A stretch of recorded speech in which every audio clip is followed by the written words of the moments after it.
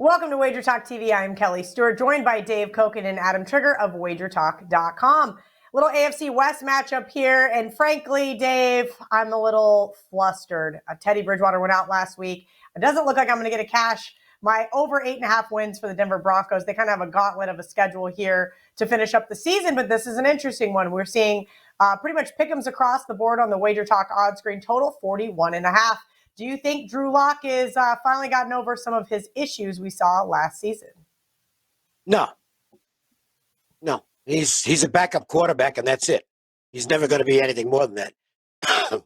Even last week, he comes in, he looks good for a few plays, and then makes a horrible mistake, and that was the end of the football game. No, I don't trust Drew Lock.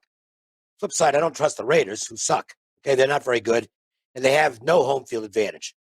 This crowd will be more than, I think this crowd will be more than 50% Broncos fans. They'll travel in. Why not? Spend Christmas weekend in Las Vegas, might maybe hang around for New Year's. They'll be out in droves, big numbers. And we've talked about this on some local shows that I do and others as well. The Raiders have kind of lost the city. Okay, they're not real popular right now. They're like the anti-Golden Knights, who everybody loves. And with the Raiders right now, the Gruden thing wasn't good. But the thing that really, this is just the way it is, and I live here, so I can tell you this is not some off-the-cuff opinion. The way they handled the Ruggs thing was really bad, really bad. Derek Carr should have kept his mouth shut with the comments, well, we still got a lot of love for Ruggs. Shut up, okay? That was a stupid thing to do. Be quiet. Distance yourself as much as possible, because this guy is about as persona non grata as it gets in this city right now, with good reason. And they have a home field disadvantage, in my opinion, at this point. So based on that, even with Drew Lock, I lean to the Broncos.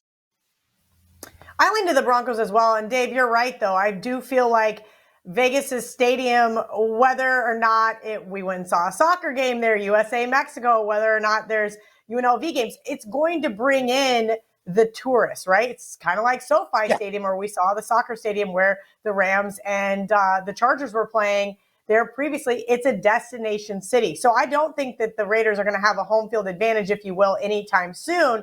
But as a Broncos fan, this is one of those games that the Broncos were always expected to win. Now, Vegas has had their number, or Oakland, rather, has had their number the last couple of seasons, and that is because the quarterback play has been so atrocious, basically since Peyton Manning, the second coming of John Elway, won a Super Bowl. Adam, this one's tough for me. As I mentioned, I have over 8.5 wins. Last week should have been a W. Teddy Bridgewater gets carted off.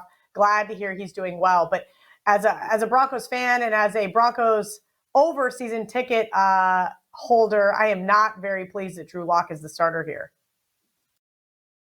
Yeah, I mean, the concern with Lock is definitely warranted. My biggest takeaway from the Broncos-Bengals game, which I watched every snap of last week, is like Drew Lock just doesn't really know where to throw the football. I feel like he's kind of clueless when he drops back and eventually throws it downfield. And that could be an issue here, because the Raiders, they have one of the better pass rushes without blitzing in the league. Like Max Crosby and Yannick Ngou, I always mispronounce his last name, but anyway, they're two sort of edge rushers there. They win every one-on-one matchup, and they generate pressure without having to blitz. So that's like, I could see that being very difficult for Drew Lock. However, I see it being more difficult for the Raiders if Darren Waller doesn't play, and he didn't practice yesterday. So I think that's your. I don't think you can bet the Broncos here if Waller is playing, because the Broncos have injuries at the linebacker position, and if Waller plays, it sort of means the Broncos pass rush isn't as sort of valuable, because Carr is going to be able to get rid of the ball to Waller, and he's going to be able to get rid of the ball to Josh Jacobs, pretty quickly. But if Waller is out, it's going to make that much more difficult. And I think, you could warrant taking a shot with the Broncos. For me, I just don't trust Drew Lock at this point. So it would probably be a no play for me. But if Waller's not in, I would say the Broncos is the only way to play it. All right, thank you to Dave and Adam. Maybe that's just a stay away game for all of us, and I can miraculously get a cash that over ticket. Head over to our WagerTalk YouTube channel and check out all of our other videos for the other NFL games.